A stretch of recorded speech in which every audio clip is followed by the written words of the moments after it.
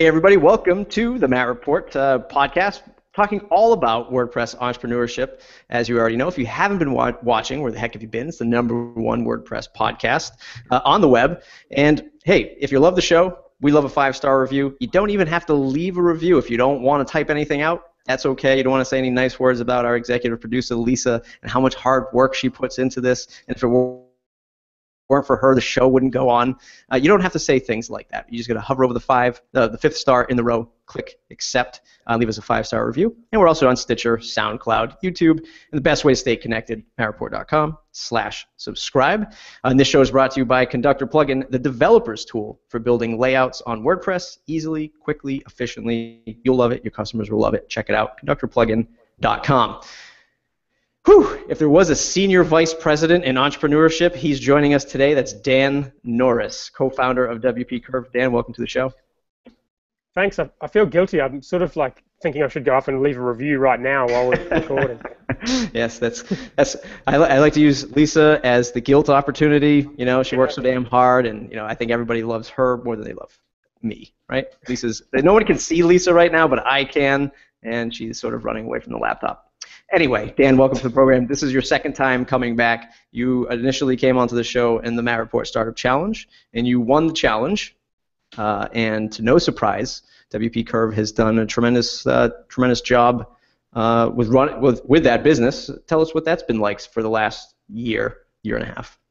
Yeah, well, I think you must have caused a lot of it. You're very famous because I went to WordCamp on the weekend and I sitting behind a guy, and he's like, "Oh, you're Dan. I heard you on the Matt Report." And he was Jordan, and he said that he was on the second one, and he won that as well. So. Yeah, Jordan's a good guy. I think he's actually joining an accelerator program out in wherever he is, Australia, New Zealand. Oh, okay. Yeah. Yeah. Interesting. Pretty cool stuff. Yeah. Anyway, sorry, back to you. Yeah, well, I mean, since then, I can't remember where we were then. I think we'd already sort of started, and we'd already had a bunch of sign-ups, and we sort of had a bit of momentum going. It's really just been more of the same. I think we've gone up to 550 customers and about 41 grand a month, and our site's gone nuts. I put out a book. I've started other businesses. It's just crazy. Yeah, so it's a tremendous. You've had some tremendous success. Hold on, now as I do this live, because I'm a pro at this stuff. What I want to do is I just get my notes in front of me. I just want to fire off some quick questions. It's almost like the old lightning round, but we're going to get it in early. And I just want you to give me the quick 2-minute elevator pitch of what this stuff is, because you run so many businesses. Okay, ready? Okay. WPCurve. All right, unlimited WordPress support and small jobs for $69 a month, operating 24/7. Black Hops beer. Australian craft beer. We've got an eggnog stout coming out on our launch on the 2nd of November in Brisbane. So if you're in Brisbane, then come to Hoo Ha Bar and enjoy a beautiful eggnog stout from Black Hops. Helloify. Helloify is live chat meets team chat. So it's effectively something like OLARC as well as something like Slack, so that when you're responding to customers, you can also talk to your team, and your team can jump in and respond to customers as well. 7-Day Startup. A 7-Day Startup's a book I wrote in a couple of weeks and spent about 6 months editing and formatting, and eventually decided it needed more attention than just putting it on my site for free. So we put it on Amazon, and it turned into a bestseller in 3 different categories on Amazon, and it's still number 2 in business and number 2 in startups and number 2 in small business on Amazon. Informly. Informly is a startup I launched 2 years ago that failed pretty badly, and it sort of motivated me to start WPCurve and motivated me to write the 7-Day Startup book. So I just set the stage for about 4 different businesses. I'll call them businesses, even though the book might not be considered a business, but sort of is. And then the first official sort of startup that you had launched and sort of failed miserably, as you put it. How the heck do you manage all of this stuff? Why are you as crazy as me, trying to do 50 million things at once? Give us the rundown of the hows and the whys of why you're doing so much, how it's working, how you're managing your time with all this stuff. Well, I mean, my day is 99% WPCurve. Like I go into work every day and I work on WPCurve. The book is really all about how WPCurve was started. All the content I've put out probably 50 posts of content around the book, and it all goes up on the WPCurve blog. The book site itself is on the WPCurve domain, so I see that as all being part of WPCurve. The other stuff is the beer is just purely fun because me and my mates are into craft beer. It is a business because it needs to be a business to be able to sell beer in pubs, but it's not a business that's going to make me a lot of money or anything I can really work on other than on the weekends or whatever, just for fun. And Helloify is just I share an office with Luke, who had this live chat software, and he's a developer with no marketing expertise, and it just seemed like an interesting opportunity, and that sort of messaging thing is a nice space to be in at the moment. It's interesting to me because we use it in our business. Like, we use Olark and Slack all day, every day. And I'd sort of been thinking about building something for WPCurve, and then this came along, and it sort of made sense to me to get involved in that. And hopefully we'll start using it at WPCurve and use it to sort of give a better service to our customers. But yeah, most of my WPCurve is the business that makes the money and that I love spending the time on, so that's sort of where pretty much all my time goes. You had the great lesson of failure, because I think that we all, and I think you even stated this in your book, I believe that the failure stuff is what we really learn from, right? We can read blogs all day, but it's not until we actually get into the mix of things and into the pain points do we really learn what we're capable of, what our team's capable of, what we really can do in the entrepreneurial space. How do you look at businesses now? Like, if you were starting up a business today, like you very much are, but like the experience you have with WPCurve and with Informally, do you look at starting a business in a whole different light now? And what is that? Like, is it the same, like, passion-driven thing, or is it more analytical? Are you talking to people before you launch? How do you launch now in your eyes? Well, that's a pretty hard question to answer. I do talk about all of those things in the book to varying degrees. In terms of passion, I've never been passionate about one particular business. I'm always just passionate about the process of creating business and helping people and creating content and creating a community. That's the stuff that I'm passionate about. I could be running a WordPress hosting business, or it wouldn't make any difference to me. So I think that's the best way to do it, if you can figure out a way to be passionate about business, and then your job is to make sure that whatever you do every day is fun. And all of my businesses, it might not be everyone's idea of fun to sit at a desk and type blog posts and support customers, but that is actually fun to me. So I think if you can start something that's going to be fun day to day, and then if you're a first-time entrepreneur, if you can start it very quickly, and even if you're not, I'm trying to get this Helloify thing launched much, much, much quicker than I would have otherwise. If it was my first business, I would have tried to launch it within a week, or I probably wouldn't have launched that business because it would be impossible to launch that kind of business within a week. It would be very difficult. But definitely first-time entrepreneur, I'd be trying to launch as quick as possible and just get out of that entrepreneurship type phase where you're just hanging out, talking to people about ideas, going on about how good it is, and getting all this positive reinforcement from people who probably never pay you any money. So launching quickly and learning after you launch is probably the main message in the book. Yeah, one of the things when my agency started probably about 6 years ago now, one of the things we did is we didn't start out to be a WordPress shop. We didn't know what the definition of a WordPress shop was, in the sense of the community today. And one of the things we did was we built our own CMS, and I think I've talked about this on the podcast before, but it was it's still a great product. It's one of those things that you start, you're like, you know what, WordPress doesn't really do it. We see a fit over here. Let's throw the kitchen sink at this solution. And then we were just iterating and not launching. And to give us some credit, we built it for about 6 to 8 months, and then we did like a closed group with the local university, and it was just too many options. And people still didn't understand. They still felt like they could get a better solution elsewhere.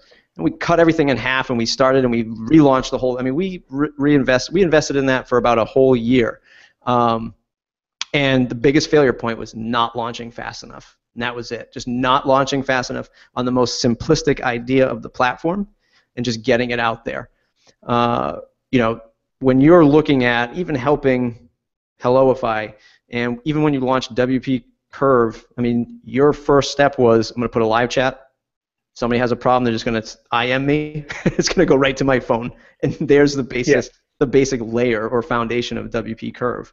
What was that like? And when did you say enough is enough of this sort of manual process? And when did you get to that next level, or how did you get to that next level? Well, we sort of just grew organically, which I sort of knew we would once we got that momentum. Like I wasn't planning on being on my mobile phone every night. I go to sleep for the rest of my life, but why not? It's okay to do it. Yeah, well, my wife wouldn't be very happy about it. I'll be okay. Right. Yeah. I like working. Yeah. But yeah, so I mean, I just kind of knew we'd grow out of that eventually. I'm not exactly sure how long it took. Alex came on board a couple of months after we launched, and he took over the US side, so that was my nighttime taken care of. And eventually, you know, we started bringing people on. I think we're up to 22 or 23 people around the world now, like mainly developers, but also virtual assistants and people who manage customers and manage the team. So just gradually, as we grew, we kind of knew when to hire because our business is really predictable and mostly recurring. We can make those decisions before we need to. You know, like with my old agency, I would need to have a lot of money in the bank to hire someone new because I knew that I would have a massive outlay the next month, but I had no idea how much money I was going to make. Whereas with this business, the curve's just going up like that very, very, very steadily. It's been almost exactly the same growth for the last 14, 15 months. And when we want to hire, we hire. And if it's too soon, it doesn't really matter. We just wait a couple of weeks and the revenue kind of catches up to the costs. Yeah. I think most, and I'm sure you can correct me if I'm wrong, but I think most people starting something up, I think they'll hear advice from folks like you and I and say, you know, minimal viable product, start small, start quick. And they hear it, and I'm pretty sure they understand it, but I think what they're afraid of is they start thinking, you know, 1 month, 6 months, 1 year down the line from that, and they're looking at it like, well, I can't just do this little minimal thing. What happens when I have 1,000 customers? What happens when I need to have, you know, an accountant and a sales team? And they start thinking about all these things. I think that's the hardest part, at least from when I talk to people about starting small, is they're already trying to think 15 steps ahead and like, what happens when I get to this? Well, no, you have to kind of live in it for a little bit so you can understand what's going on before you think that you're going to be serving 3,000 customers around the world, or if not more. I think that's where people struggle. You kind of agree with that? I don't know if I agree with that, but I do agree that the kind of fix problems as they arrive is very much my philosophy. And right. There's no, I mean, we've changed our name, changed our support desk, built a team. We've done all of this stuff. We've actually changed the support desk at least twice. And I mean, we put up a whole new website, whole new brand. This stuff happens quite easily. Like when you've got a team and you've got revenue, like it's not that hard to get this sort of stuff done. Like if we have to change our help desk, then we change our help desk. If it works for 500 people but it doesn't work for 5,000, then I'll probably be able to predict that. But I won't try and solve it now. I will just work out at what point it becomes an issue that needs to be solved. Maybe around 3,000 customers, and then we put it on a Trello board that sits there. Deal with this when we hit 3,000 customers. And that's one of the philosophies I think is important for new entrepreneurs, because they do get carried away and they sort of think, when we get to this size, we need this problems as they arise, because they won't manifest the way you expect they will. Right. But in terms of whether or not that's why people don't launch quickly, I don't know if I agree. I think it's probably more to do with, for me, it was probably just more the fear of, like, what happens if I launch and no one wants it? Like, maybe I subconsciously knew that would happen, but I just didn't want to. I wanted to minimize that chance by making sure the product was really good when it did launch, which effectively screwed everything up, because by the time that happened, it was too late. Yeah. So I don't know. I can only really speak for myself, but I think that's a big part of it. Yeah. No. Yeah. I believe that as well. I think that is very true. I think a lot of folks might be either they've got that fear that nobody wants it, and then when they launch it, and again, this is from my own experience, just talking to a lot of WordPress developers and WordPress product people, is the second part is they're kind of afraid to sell it, right? They're afraid to sell it and promote it, which is that might be true, but I mean, some people aren't very good at selling either and don't want to do it, and I'm one of those people. So I think you can structure a business where you don't have to be the person going out door knocking, and you can market a business in a way that isn't, phoning people up and doing cold calls. just takes to find your place and find the way to do that. But you have some salesmanship in your content marketing for sure. I mean, I'm not saying I'm not saying the content you're writing is gaming people to sell, but I'm saying that you're sort of writing it in a light that reflects on you and as the founder of this company, and oh, by the way, you can service with us as well. Yeah, I feel perfectly comfortable doing that because I know I'm giving away valuable stuff for free. Like when I put a book out and everyone else charges $10 and I make it free, I feel quite fine putting a link in there saying that you should check out WPCurve if you want WordPress support. And that's the way I market businesses. I suppose you could call it selling, but I think a lot of people think you need to be that hustler that goes out and kind of cold calls people. And if that was true, then I wouldn't be an entrepreneur, and a whole bunch of other people wouldn't be an entrepreneur either. So I think you really need to find what works for you and kind of double down on that. Yeah. So it's fair to say that content marketing has been a tremendous revenue stream for you, or a vehicle to revenue? Well, it's very hard to say because I see our content marketing as being like a brand building type exercise, and really everything we do is brand building. Every time we get press, it's building our brand, it's getting our name out there. Every time I do an interview like this, it's getting our name out there. Every time I present at a conference, every time I write a blog post, it's all kind of the same thing. Like we don't have a direct lead generation thing happen where like I go on the Matt report and all of a sudden I get 5 signups. That very rarely happens. But I think because of the amount of traffic on our site and the amount of conversions, the email lists we've built, and all the backlinks and the press, and like our site's ranking really well for big keywords now, all of that kind of stuff is caused by content marketing. But it's a sort of an indirect relationship between that and getting signups for the business. Yeah. Yeah, I mean, I've seen some of the backlinks, and these are probably even the smaller ones that you probably see, but I think you were linked up in SEO Moz. That was a tremendous mention. The blog. I think you get probably good traffic from lead pages. Those guys do a tremendous job. I think I've seen them mention you guys a few times. I didn't know that. Yeah, and I believe check your Google Analytics. Look for that. If not, you can. They're not one of the top referrers. I look at the top referrers. We get a lot of our traffic is actually organic, and a lot of it comes from content that we've written that people search for in Google. We get a heap of traffic from Google.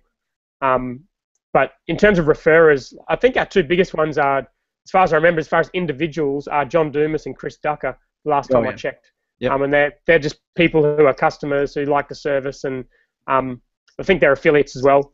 And yeah, we get that kind of thing. And then when we do an interview, like when I do this, I'll get some traffic from this. And I did the smart passive income, and I'm sure I'll get a bunch of traffic from that. But it's never really like ongoing traffic.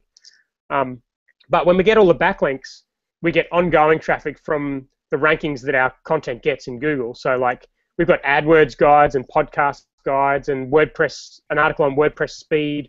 We've got 15 different guides and books and all kinds of stuff on our site that now ranks really high in Google because we're getting a whole bunch of other backlinks for all this other stuff we do. So I don't know. I don't even know if you can measure it, but I don't measure it. I just kind of I know intuitively that it's working, and I just keep doing it. Yeah. Have you brought anybody else from the team on to help you do the content marketing stuff, or are you still just heading it up yourself?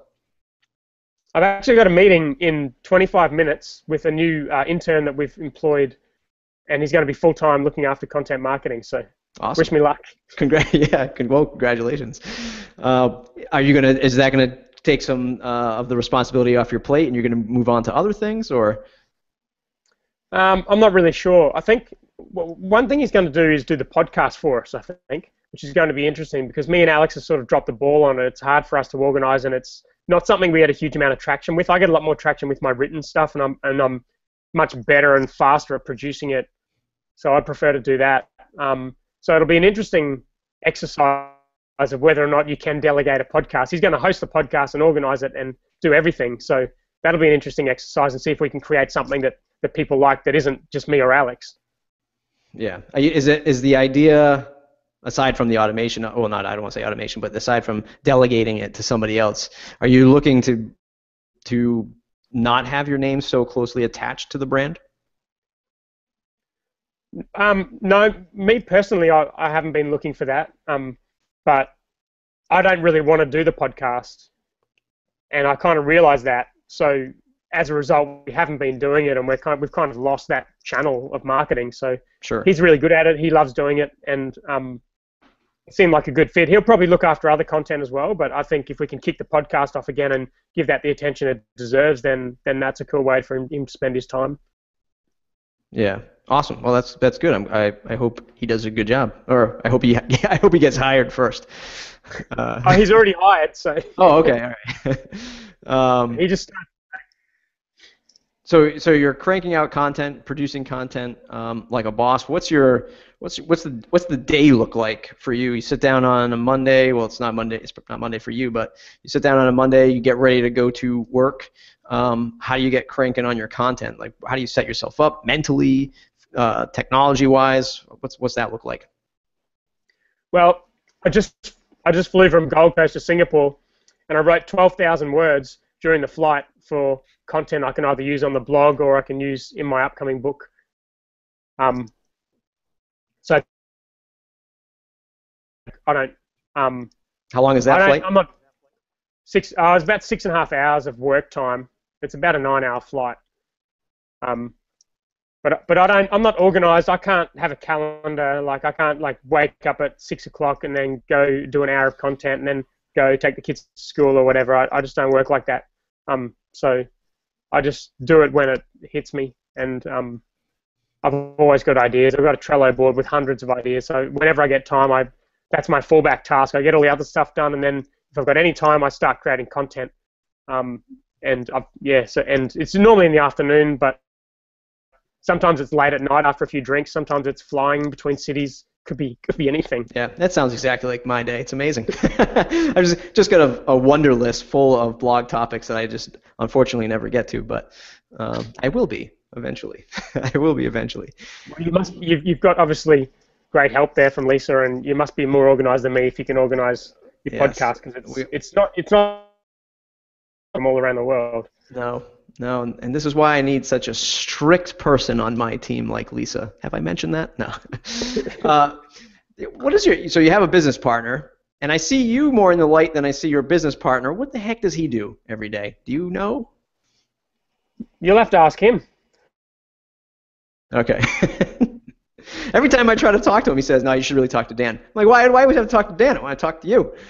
Yeah, I mean, he manages He manages the US side, so like when our jobs are getting done on that side of the world, he manages the team there. But we've got Julie, who's our admin, like executive assistant person, who manages most of that, I think now. I think he's working on relationship stuff and building partnerships and things. I'm not exactly sure what his day is made up of. Honestly, you would have to ask him.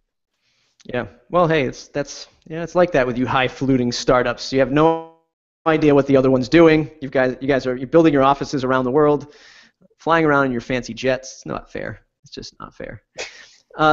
Scoot economy class. Yeah. So you mentioned a few internet marketers there, folks that I've talked to in the past on the show. One interesting thing that's been coming up, I'm just returning from a conference called PrestigeConf. Sort of the feeling in the air is, we don't need WordPress all the time. We don't need to follow it like a religious sort of thing. Tell me about your experience with WordPress. Do you spend a lot of time like following the WordPress news and sort of digging into the real inside baseball of WordPress, or are you out sort of looking at other areas of opportunity? Yeah, I don't really. I mean, we don't cover WordPress topics really at all on our site. I've done a couple of posts around, like one about WordPress speed and a couple of with plugins and things like that, but most of our content isn't to do with WordPress. I attended WordCamp and presented in Sydney a couple of weeks ago, so that was the first WordCamp I've been to, and that was cool. It was actually really interesting what some of the stuff is happening, especially some of like the bigger companies. There's a guy from News Corp who's moving a lot of their stuff over to WordPress, which is pretty cool. But yeah, I'm not particularly good at following what's happening in WordPress. As I said, like I love WordPress and we use it, and all of our customers use it, and we work on it all day, every day. But at the same time, like my passion is content marketing and entrepreneurship and starting businesses and helping other entrepreneurs, and that's kind of my focus. It's not necessarily WordPress. Yeah, no, I think that's smart. I think that's what a lot of young WordPress businesses are sort of realizing. I think they all, and I say they all, I'm just sort of generalizing this, and I'm saying this because a lot of them are founders that have been on the show or that I've talked to, and they're just really into WordPress just because of all the stuff we can do with it, and then they sort of forget that the end customer doesn't really care. I mean, majority of them probably don't care. They just want to use it as their tool to publish or to run their e-commerce site or to run their marketing site. They're not so much into the depths of this stuff like we are. So there's no real need to focus on that as much. No, I a couple of years ago I had an agency and I was trying to merge with another agency, and their idea was to be like the #1 WordPress agency. And I was like, I don't care what platform we use. I'll use WordPress for blogs and small sites. I'll use Magento for e-commerce and Joomla for community sites. This was quite a few years ago. I'd use WordPress for all of those things now. But back then it was like they were like, oh, we're WordPress. But like in our business with WPCurve, our customers care about WordPress because they use WordPress. Like it's a WordPress support company. They've already got WordPress. So they care about supporting WordPress. Whereas if you're a new business and you want a new website, you probably don't know or care what platform you're going to run that website on. You're going to ask your mates, see what they use. You're going to ask the agency. You're not going to get into Google and say, I want to find the best WordPress agency. You're going to want to find the best developer to develop this whatever solution you need for your company. So one thing I talk about in the book is building your business based on like pain and pleasure points. And it's nothing new, but is WordPress really a pain point or a pleasure point for someone who doesn't even have a website yet? I don't think so. I mean, they're worried about, are they going to get ripped off? Are they going to be able to update the site? They're worried about how much it's going to cost. How do they get to #1 in Google? These are all the kind of things that go through the head of someone who doesn't know what a website is but knows that they should have one. The last thing that they're thinking about is WordPress. Yeah, I totally agree.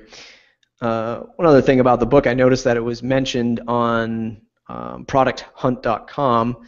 How was that exposure, and did you have exposure somewhere else that maybe even may have been even better out there on the web? Well, we did a big post about how we're marketing the book. It's about 7,000 words. It's up on our site, and it goes through everything we did from start to finish in about that 3-week period. I sort of decided 3 weeks beforehand that I'd get this guy, Tom Morks, to help me with the marketing, and then it just exploded out of control, and everything we did is up on that post. Producthunt wasn't part of it, although we updated the post afterwards to say you should list your site on Producthunt. But I think it's one of those things like Hacker News. It's just a mystery to me. I don't know how it works. I've never ever had any of my content go viral on Hacker News, and I've seen all sorts of content go nuts on there that's very similar to the stuff I write. That some of it's not that good, some of it is. It seems random to me. I don't understand it. Producthunt seems odd to me that a book would end up on the front page of Producthunt. I don't really know. Like I use it for looking up like software apps and stuff. I'm not sure what happened. I know that like on the day of the launch, I did a podcast with a guy who put it on the site, and then all of a sudden we just got smashed with traffic. So yeah, I think we got about 3,000 visits to our site from Producthunt. Yeah. And during that week, I think we got about 12 or 13,000 visits all up. So it was a pretty big chunk. Yeah, that is amazing. I think I woke up and I looked at my phone and I saw it in my daily email and I was like, Dan, like, how does he do it? How does he get everywhere, including Producthunt for products? And he's got an ebook up there. He's supposed to be paying people off. That's what I was thinking, but obviously not. No, I don't know. I don't know how it works, but I jumped on there and answered people's questions and stuff, and it ranked on a couple of other sites as well, but none as big as Producthunt. So yeah, that was really cool. Yeah, I only had one blog post go viral. This was years ago, and it was on, oh, not viral, but on Go Crazy on Hacker News, and that was about Jason Fried, 37 Signals. So I think back then that's when 37 Signals was still really talked about and looked at. Not that they're not, but much more in the media back then. And did you post that yourself, or someone else posted it for you? Or? I mean, back then I was just putting links everywhere. So I think it was me. I did that too, but they banned me, and I didn't know. They're very smart. Really? I didn't know that. Yeah. I didn't get I used to automatically post all of my posts there, because I thought that's what it was for, like for posting links. So, yeah, so I used to post my links to my site, to my blog post, but then I spoke to someone who actually knew about Hacker News, and he's like, it's probably actually not published. And if you go in there and you click some button that turns like hides or shows the unpublished post or something, then I could see that every single post I put in there was automatically unpublished as soon as I posted it. I did not know that. Serves me right for being a spammer. Yeah, well, I mean, hey, look, we weren't really spamming. We thought we were providing value to the community. Well, yeah, that's what I thought the site was for. But now I don't put anything on there, and if someone else does, that's cool. But I don't think anyone has. I don't know. As we wrap up the show, because I know you're a busy man, you have to get going. Let's talk about the freelancers out there. I mean, the book is obviously super helpful to them, but any parting advice for maybe the WordPress freelancer who's like, you know what, I sort of want to productize my business or start a recurring revenue service. What kind of advice do you have for the WordPress folks that are out there that are trying to do this and get their stuff off the ground? Yeah, there's something useful I can send you to, because the presentation I did at WordCamp was on this exact topic, and it was really well received, because I talked about, I mean, my background is starting an agency and then turning it into more of a product type business. And I don't really write for that audience, but I find a lot of my stuff resonates with that audience because of my background. And the presentation was on how to build a WordPress business in 7 days. And I went to the detail of what types of WordPress businesses meet my criteria for a good business and my criteria for growth. And really, like, if you want a product business, then you're moving to a business that has to grow. Like, it has to grow every month. Agency, freelancer, not so much. You can just kind of, you can just kind of go. It's up and down and whatever. But if you want to move to a product type business, you need to get more customers every month than you had last month. Otherwise, your business is going to fail. So most of the book I talk about these growth factors, and one of them is, you know, things like a predictable recurring revenue, decent profit margin, having a simple business model, those kind of things. And in this post, I can send you a little screenshot. But I break down all the different types of businesses you can start in the WordPress ecosystem, and which ones get, you know, like a green star for all the growth factors, and which ones get a red because they're horrible. But, you know, to summarize it, software as a service to me ticks all the boxes other than the ability to launch quickly, which is often quite hard with software. Service as a service ticks all the boxes other than profit margin, which is generally better on software. And then as you get further down, to me, agencies are at the end for me, because I think they're very, very difficult to grow. They're local in nature. They're often operate in a small market, and they rely a lot on the founder, and oftentimes they're not that profitable if you actually consider all the costs. And then in between, it's things like info products and communities, and they have pros and cons as well. Usually the ability to launch quickly is good with those things, but then their churn tends to be high, particularly with communities, and they tend to be for small niches, so that they hit growth ceilings and stuff like that. But that presentation is on SlideShare, and I think that'll be useful for your audience. Yeah, that's awesome. We'll definitely check it out. I know I'm curious in it because we just recently launched the plugin, and I'm super interested to see how long it takes for me to get to the certain milestones that we need to hit for sales. And just giving it sort of that grace period of, I mean, I have to at least have this out there for 30 days before I can start judging whether or not it's being received correctly or not. So I'll definitely. Yeah, plugins are really tricky. I think I haven't created a successful plugin, so I'm probably not the best person to give you advice on that. But I mean, the ones I've seen work seem to be like based around a yearly model, where like pretty damn cheap. And you might even have a free version that's, you know, pretty damn good itself, and then you've somehow managed to get it to tens of thousands of people. And I don't really know how you do that, because I think it's tricky, but plenty of good business is built off plugins. So yeah, for sure. As an agency owner, and we don't have to spend much time on this question. It sort of just happened before the show, but you're in the business. Well, you were in the agency business. I'm in the agency business. Plenty of us in the agency business. Yeah, some gamesmanship to some sort of like den of thieves kind of thing that I like to call it. And some people might not like to put it in that fashion. Before I got on the call, I happened to email another agency. How much do you charge? Right? The guy that I lost a bid to went to that agency. So I said, well, I'm just going to find out what you charge. So I send over an email. what do you guys charge? Just a simple, friendly question, right? Well, so, you know, hey, some people might take it differently, but whatever. Used to be. Some people might mark it as spam. Right. Yeah. Some people might mark it as spam.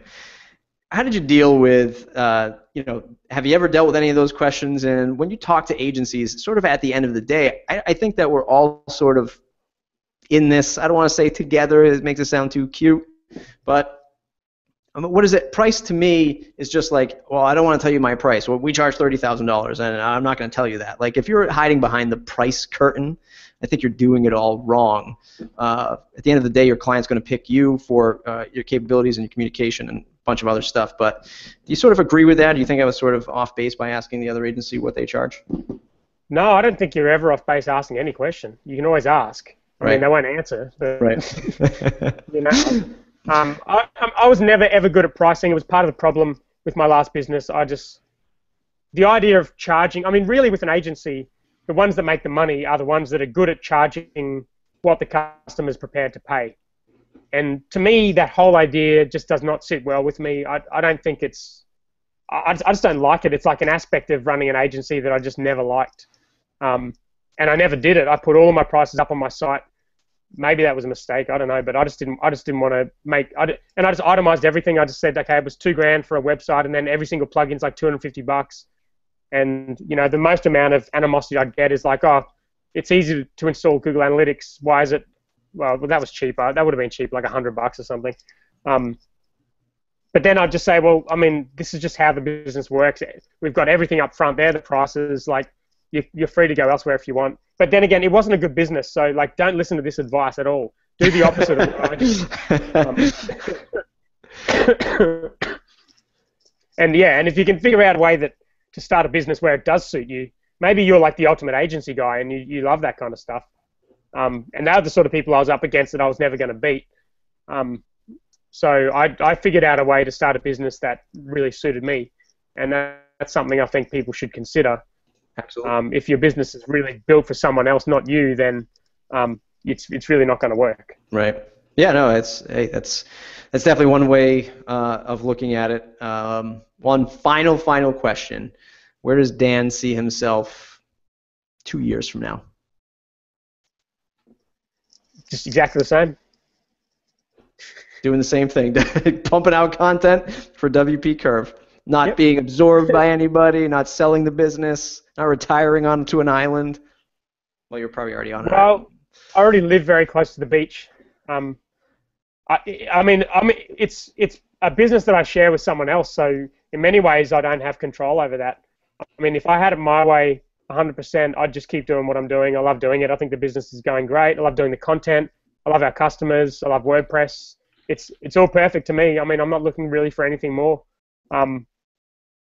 But yeah, as I say, it's not all my decision, so I don't know where we'll be in 2 years, to be honest.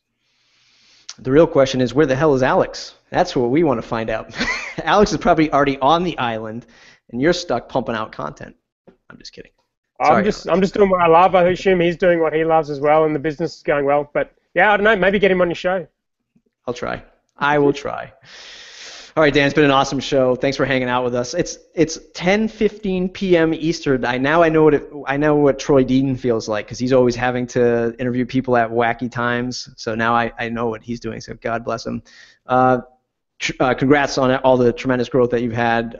It was an honor for us to have you on the Startup Challenge and to see you so successful. So I feel sort of, you know, hey, this guy was here. He knew us when he was small, and now he's returning. It's great.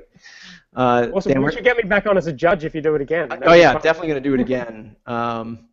2015. We will definitely be rolling them out again. That'll be right around the corner. Where can folks find you on the web to say thanks? Just Dan at WPCurve.com, or I'm on Facebook, Twitter at THE Dan Norris, the Dan Norris, and just which has got all the content, the book. The book was free for the first week, but Amazon made me charge for it, so I made it $1. So if you go onto Amazon and search for 7-Day Startup, you can get it for $1. Yeah, that's awesome. I do recommend it. I read it on the way over to Minneapolis last week. Good stuff. It was good to see, you know, somebody not selling the, you know, you can be rich in a weekend kind of thing. like hard work. Here's all the shit that I went through to get here. You might have to go through it too, but here's my advice, and I'm only speaking from experiences, and I think you do a great job with that. You're not sort of sugarcoating anything. It's the real deal. So thanks for that. Thanks for putting out something that's well received. So I appreciate that.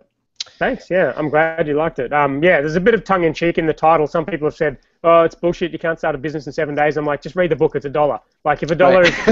is, you're not going to succeed in business anyway. Yeah. Yeah. Hey, look, it's headlining. It's part of the business, people.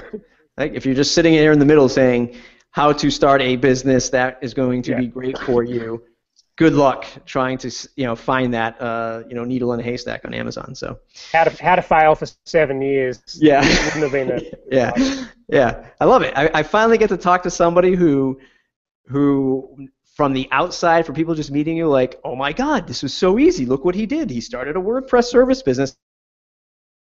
And I can do this too. This is amazing. What you didn't see is the 10 years of failure, that brought you to this point.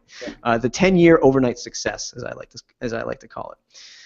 Yeah. All right, Dan. Amazing talk. I appreciate it. Everybody else, mattreport.com/subscribe. Join the mailing list. And if you want to help your WordPress business get a little bit better, join us over in the Pro Forum. You can learn more about that. mattreport.com/join. Thanks, everybody.